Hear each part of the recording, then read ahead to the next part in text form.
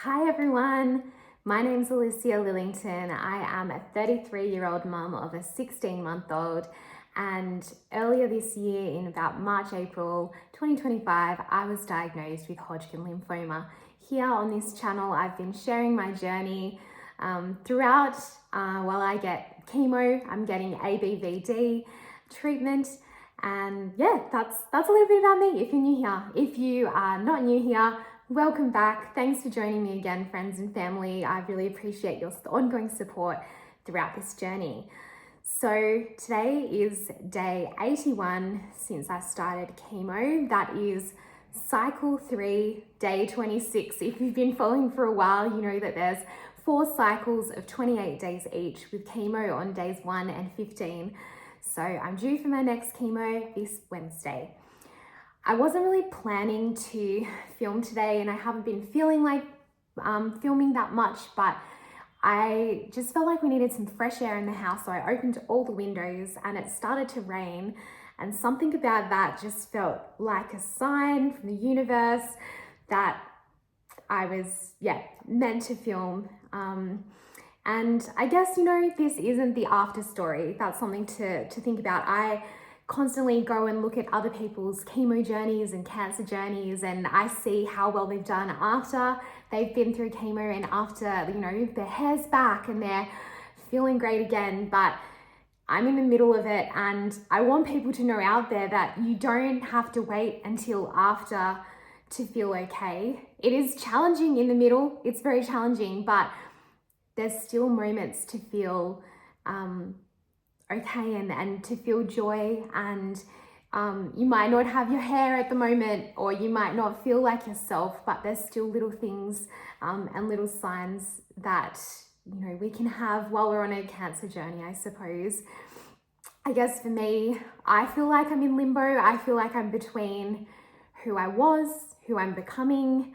Hopefully it's Alicia 3.0, 3.3. I've heard that you should do like the age that you are. So from 33, it would be the version 3.3, coming up to 3.4 very soon in August, actually. But nothing has really felt normal during this time, and it's hard to get a sense of normality. Even when I was looking at, my setup for this video, I think I've had different setups, and I started recording without a beanie on, but I don't know, I'm just trying different things for now because it doesn't feel like me, but it's a new chapter. So yeah, it's just it's all different. I have tried to do a few things to feel normal though. So one of those was going out recently for dinner with friends.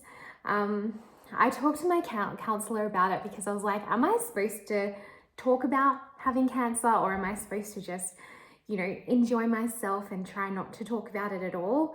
And she said it's up to you, and you can set the tone when people ask you, and they'll be guided by you. So I don't mind talking about my journey. I don't want it to define me, but I don't want people to feel awkward as well. If they want to ask me something, I'm pretty open to it. For me, I feel comfortable, but if you're on a cancer journey, or if you know someone who's on a cancer journey, maybe try and talk up front about what they're comfortable with sharing, and then that can guide the conversation. Because there's one person in particular that I catch up with, and they're so lovely, but they're always like, is it okay to ask blah blah blah? I hope you don't mind me asking blah blah blah. And I'm just always like, you don't need to caveat it, because we've set the ground rules up front on what I'm comfortable talking about, and I'm pretty open in talking about everything, because I think information is power, and hopefully I can help someone through my story. I guess, just going out for dinner though can be challenging because I'm immunocompromised. My voice, although it's improved heaps, when I'm in a really loud setting, I feel like it's strained. And I was out to dinner, and one of the people across the table couldn't hear me, and that was frustrating, or a reminder about what's going on. Sometimes I want to feel normal again, and that was just a little reminder. So that was a little challenging. And I'm coming towards the end now of the journey, hopefully, of the chemo, and we'll see, fingers crossed.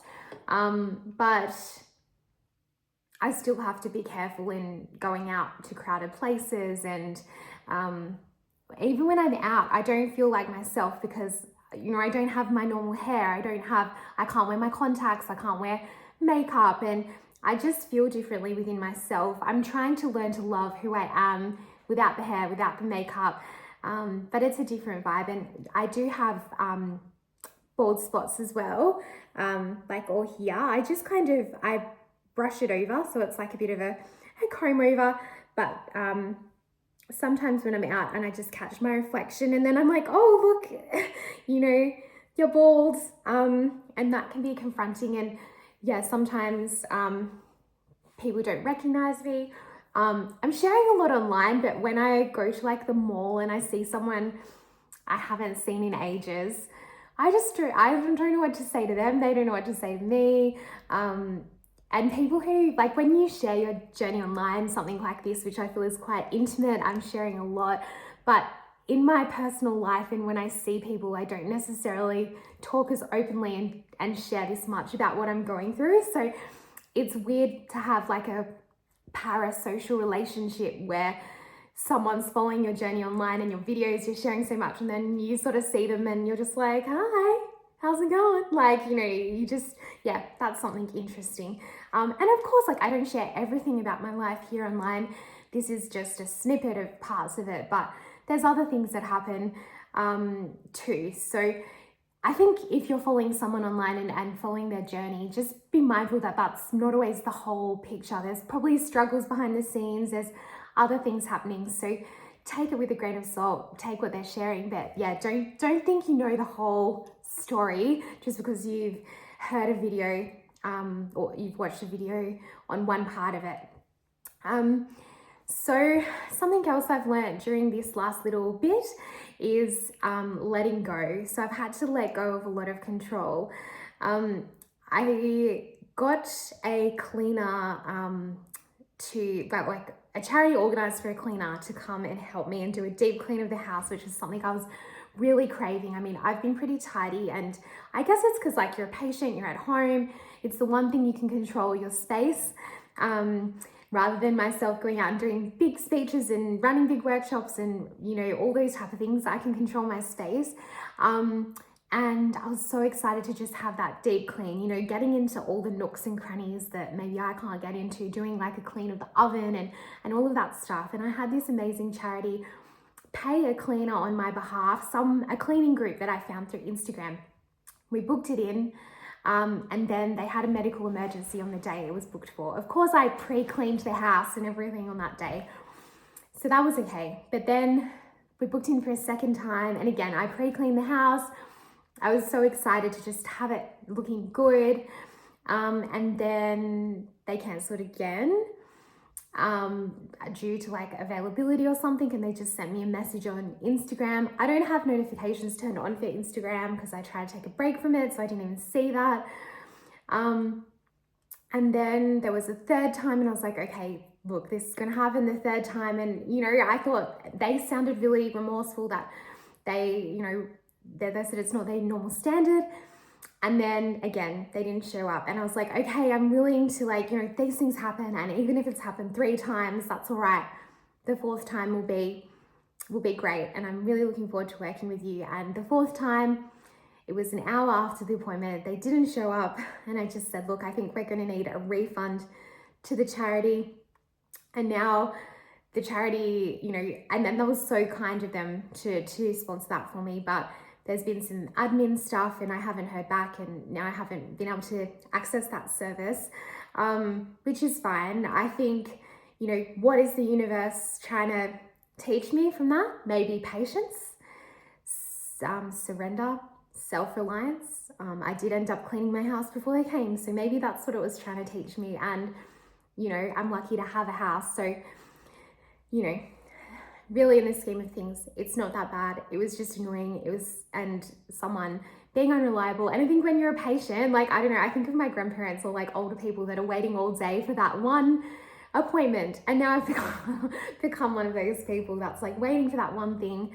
Yeah, so that was a bit frustrating, but that's okay. It taught me a lot. And yeah, I cleaned the house before they came, so maybe the universe was just telling me, Alicia, clean your house yourself. There's been a few considerations around my job. So when I called up my work to let them know that the journey I was going through, they sort of said, oh, by the way, your contract won't be extended past the end of July. So I've been working part-time there. I did take a couple of months off. I am a contractor, so I essentially work for myself, and then I will do, a 6-month gig or a 12-month gig providing advice to government and private sector on their communications and change management in technology, something that I absolutely love.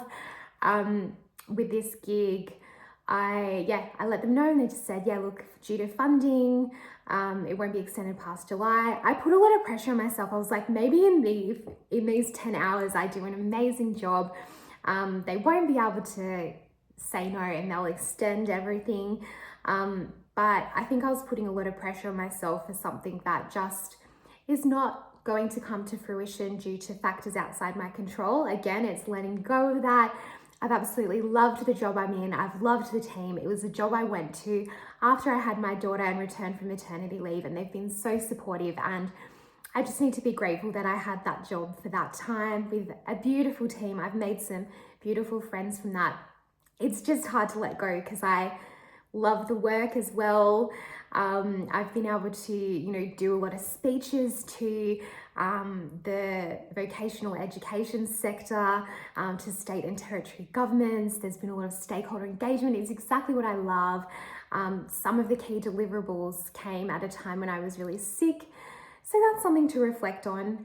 And, I probably, was going through more than I actually realized at the time, with coughing and so forth in the middle of presentations and trying to mute myself. But anyway, then I've put pressure on myself to, just realized, is the camera a bit shaky? Sorry if it's a bit shaky. I'm like moving a lot, and maybe it's moving the laptop that the camera is sitting on. Is it shaky? I don't know. Well, sorry about that. So I put pressure on myself to find a new job. So when I found that out, I was in the middle of chemo, and I basically started applying. I started doing selection criteria and reaching out to contacts. I got a bunch of job interviews, and I've tried different approaches. So like some of them I've worn a wig, some of them I haven't worn a wig. I haven't really told them about what I'm going through. I've just said that I have more limited availability and I'll need to work from home for a time. I don't think that that's relevant to the quality of my work. And I don't know when I'd be able to start, to be honest.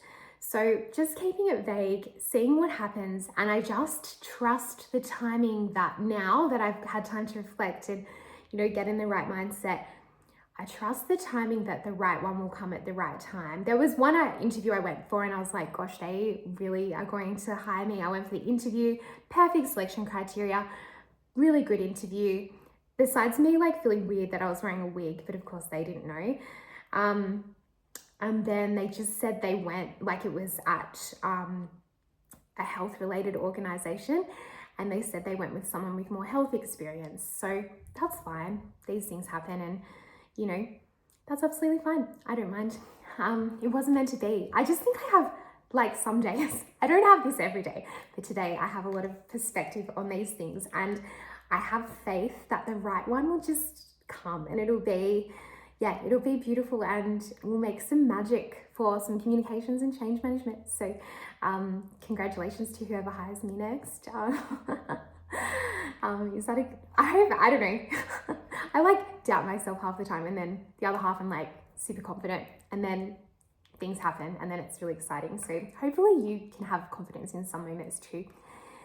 Okay, it is a bit exhausting though, thinking about do I need, what job do I need? And I'm in a fortunate position as well where my husband works. Shout out to my husband as well for being the biggest support during this journey. He's a pretty private guy, so I don't talk about him much, but he is absolutely the best.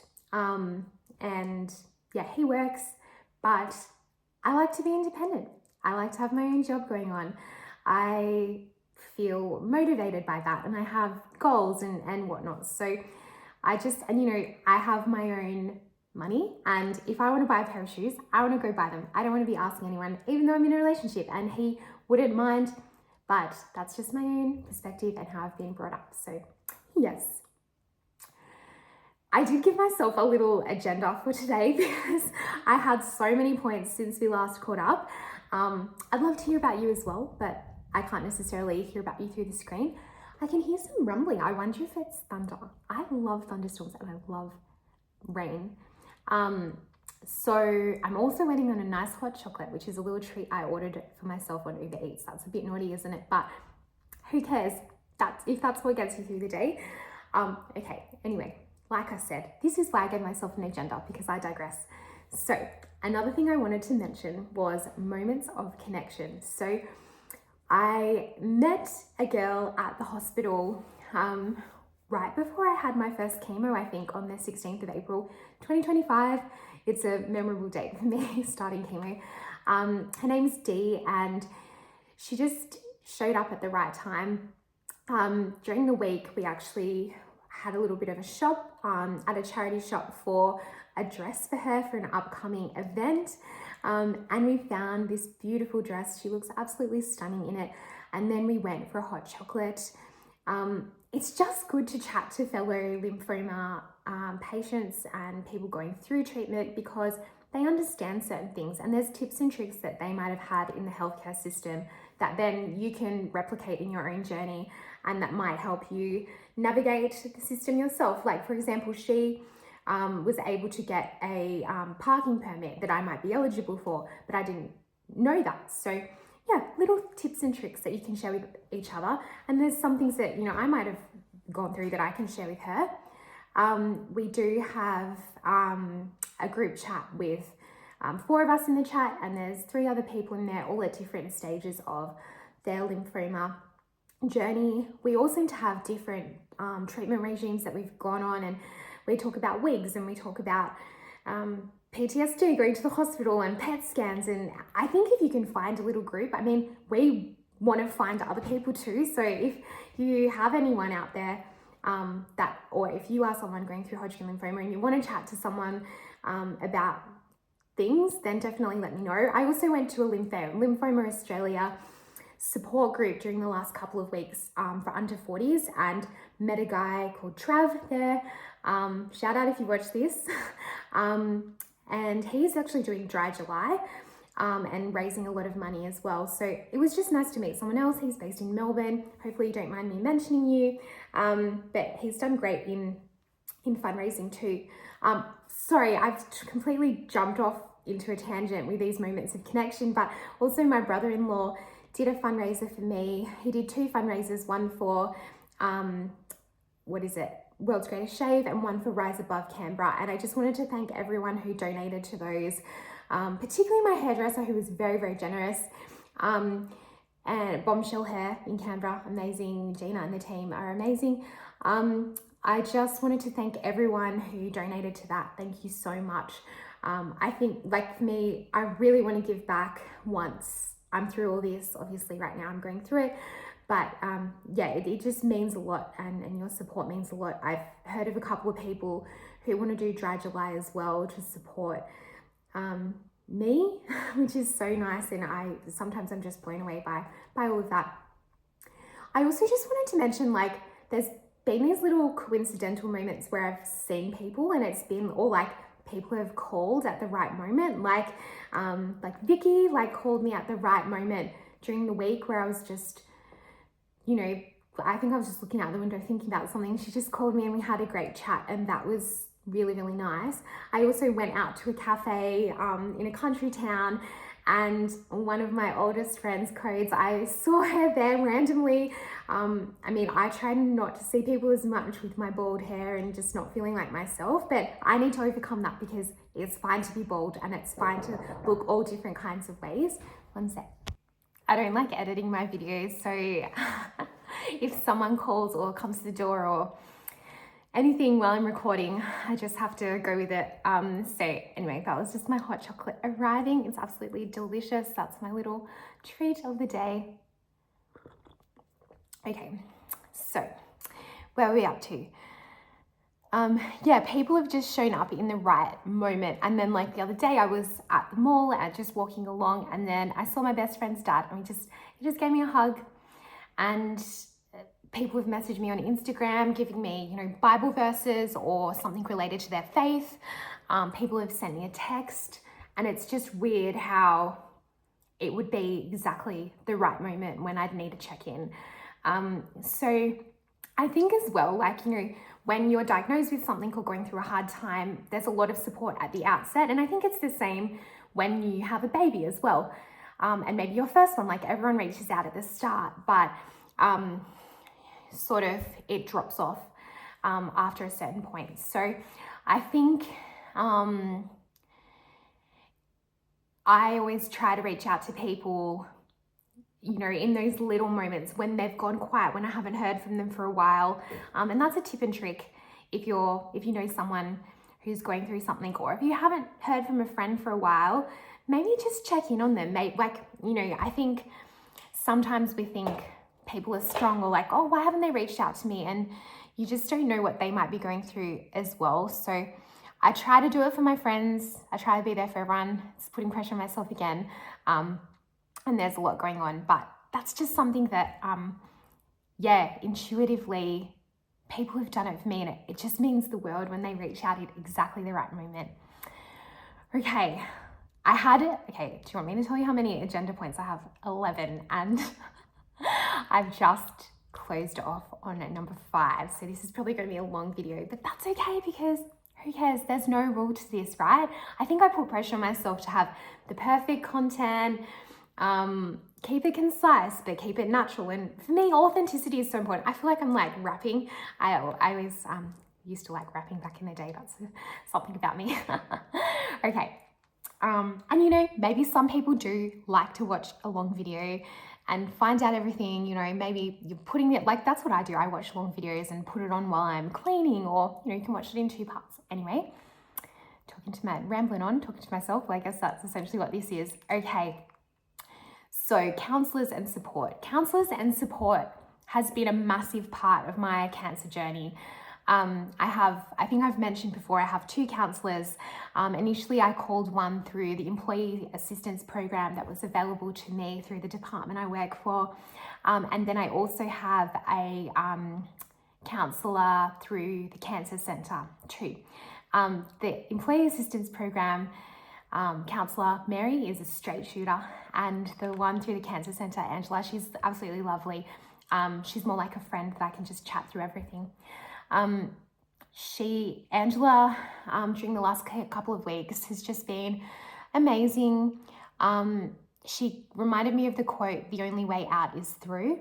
And I think that's just such a powerful quote. It kind of reminds me of, we're going on a bear hunt and you can't go over it. You can't go under it. You have to go through it. And maybe that's because I'm a mum. And that's kind of what I have, experienced through this cancer journey. You have to go through it. And I think I've put a lot of pressure on myself to be the strong one in the family. I'm the oldest daughter. I probably put the pressure on myself. I think there's a song in Encanto called Pressure. And it's just the burden of being the strong one. There's a couple of people in my life, that have also been the strong ones, and they've recently gone through health challenges and ended up in hospital themselves. And there's just so much pressure when you're the strong one. And then it's okay to, have a moment for yourself and go through something and get better. Like that's the main thing that I've learnt. I'm trying to put the burden of being the strong one down. And definitely go check out that song, Pressure. It's like, pressure like a drip, drip, drip, and you never stop. Whoa. Yeah, it's a good song. I think you would like it. I do have, some insights from my chat with Mary as well, but that is a long story. Maybe I'll mention it now, should I? Yeah, let's mention it now. I've sort of put this into different dot points because she had so many gold nuggets this week. So, just going to find where I mentioned her. Okay, Mary's insights. So, the first thing she said to me was, "Your voice sounds amazing." And it just reminded me, I need to be grateful for having my voice back. That's something, I didn't have my voice for so long, and how could I forget I had lost my voice? Like, I feel like I've almost, over these last couple of weeks, taken it for granted. It's not back to where it was. It does still feel strained, but I can get my projection back, my eloquence, my articulation. It's very exciting. I'm starting to sing again, but it's like retraining, and I will get the opportunity to work with a speech pathologist, hopefully, when they have availability too. I told her, I feel like I'm in a crossroads and I don't know what's next. And she said that you should get into a deep meditation and ask yourself, what are you afraid of? So maybe that's something you want to implement as well. I found that very, very powerful. I found all of Mary's words very, very powerful.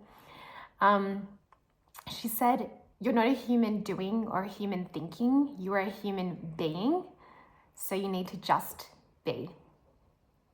I just want to pause on all these because they're just beautiful nuggets of wisdom. She said, why don't you comfort yourself with nourishing rituals like tea? Because I did mention I was getting into the junk food as a coping mechanism. But I suppose, even a hot chocolate, it's a little bit lighter than a full-on, dessert box. But have a nourishing ritual that's good for you as well. She said to focus on healing, not doing, and rest is sacred. And when we think back to those times where the people were really rich or well off, do you remember they were the ones that could rest? They weren't the ones that were hustling and working and doing a million extracurricular things. It was a privilege. I think of things like Bridgerton, and I'm just I am the person lying on the sofa, and that is lucky. But I think I just feel pressure to work and pay my mortgage and all of those things. But when you're sick, it's okay to just rest. Okay, the next one she said was, you were given a second chance and death couldn't take you because your purpose is bigger. I like that. I don't know, it gives me chills. Just death couldn't take me because my purpose is bigger. I mean, that feels like someone, that feels like some amazing person, and I can't believe she would say that to me. But maybe that is for all of us when we get that second chance. So I found that really inspiring. She told me as well to reflect on how far I've come and how this journey will shape my future. She said, try and meditate every day, even 30 or 60 minutes. There's a Mind Path app that can be really good. I think it's a paid app that she recommended, and of course not sponsored or anything, but she said, that those particular meditations balance both sides of the brain. She said, ask your faith for guidance, let love guide you, and follow your gut. So I feel like that in itself there's so many words of wisdom from Mary. And also Angela, what she did really well as a counsellor was put into perspective what I'm going through and how cancer lives in the social imagination. I had a good cry with her and I really needed it. I think I was just holding on for so long. It's actually raining outside right now. It's just beautiful. I can see the beautiful clouds coming over. Isn't nature so gorgeous? Everything can be beautiful if you just, stop and appreciate it. I hope I'm not sounding too cliched, but that's generally how I'm feeling right now. And I haven't had any type of, mind-altering drugs or anything. This is just, I feel this way generally within myself right now. So that's really nice, isn't it? Angela, so I guess she kind of just said, let go of the pressure to be Atlas, and just go through it and just give yourself grace to go through it. And I think that's a really good reminder as well. Okay, the next one that I was going to talk through. Now I have two agendas. So the next part I was going to talk about was inner work. And I felt really drained from screen time, to be honest. Like, being on my screen all the time doesn't make me feel good. I love connecting with people, but I've really been trying to limit how much I'm on social media, because you just end up comparing your life, and then I put pressure on myself to have the outcome of the journey when I'm still going through it. So that's not really worthwhile. There's really great connections you can make, but I do think about how to most effectively use social media as a community tool, but not to drain you, not for comparison. So that's something I'm pondering. I think I used to post really confidently, but I feel a real disconnect from myself and who I once was. So I don't know. Yeah, I don't know what you're meant to do in the in-between. It's something I'm, I don't know who I am right now, and I haven't felt like posting, but life just doesn't feel curated for me right now, and that's okay. So that's some of the inner work I've been doing. What else? But I think it's also good to share the raw in between, the during. And this is something, okay, I tried to give a little quote for you if you're going through this as well. You don't have to wait to be healed to be worthy. You don't have to wait to be out the other side. You are worthy now. If you're going through this, and if you're bald, if you're sick, you're worthy, and there's still joy to be found. Okay, so number 9 was to talk about reclaiming yourself through style, and I met with the lovely lady Alex.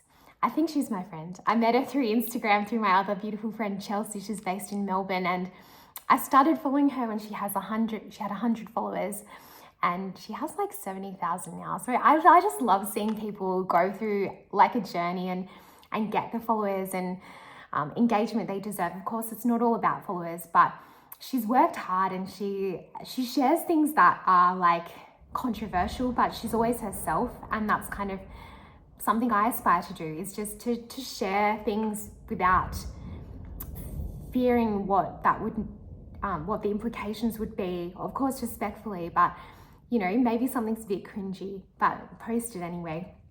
So I had a styling session with her, and she offers personal styling sessions, and she was able to give me a lot of insights actually about what colors suit me, what type of clothes suit me. She actually said I should probably wear more V-necks, but so I'm not really wearing that right now, but I am wearing one of my colors that suits me. She inspired me to paint my nails again, which is something I've always done, but I don't know, your nails get really flimsy with chemo, so I haven't done that. I can't wait to get fake nails again. That's something I'm looking forward to afterwards. So look, my style is not at the moment reflective of future me, but I've been going through my wardrobe and picking out outfits, and I have been sort of styling myself a little bit. She also helped me style the main wig that I've been using. I'm sort of leaning towards using one of my 4 wigs. The other 3 don't feel as much like me. So yeah, she talked about colors,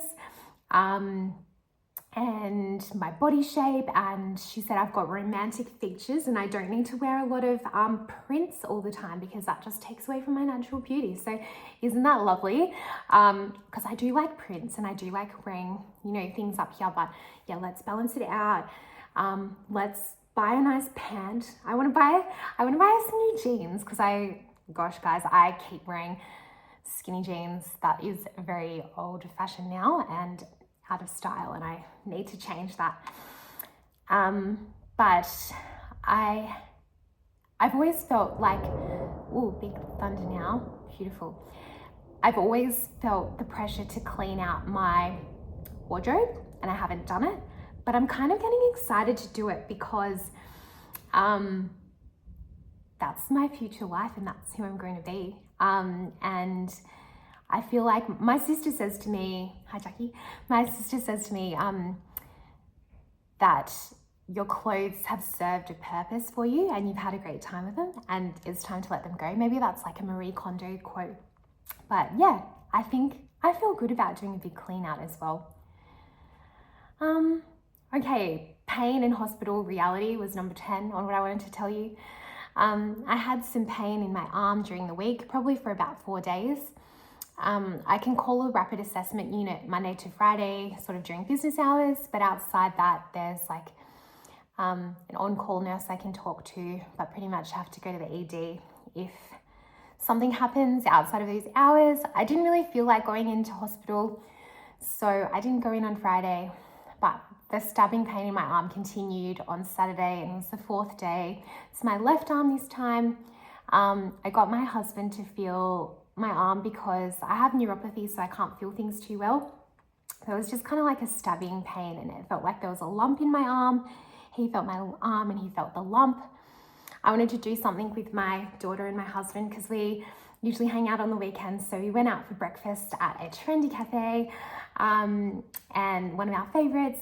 And we went there, and then I psyched myself up to go into the hospital.